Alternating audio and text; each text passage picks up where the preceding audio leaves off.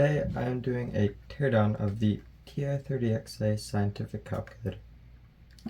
So the first step is to take off this back panel. And then there are 4 screws which you must unscrew.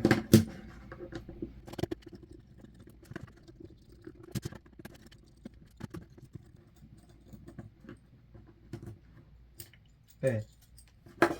Now, to remove this back black panel from the gray front panel, it takes a bit of force, but don't worry about it because it will not break anything.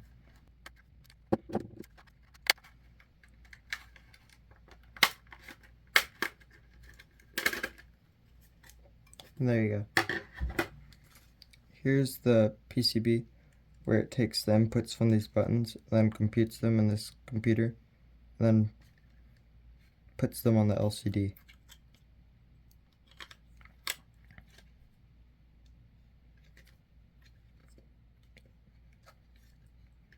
Also, this front decal with TI-30Xa on it is removable. It's just stickered on there.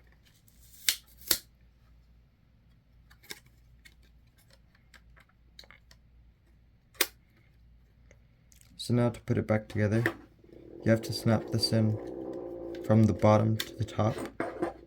So you put the bottom in first, and then snap in the top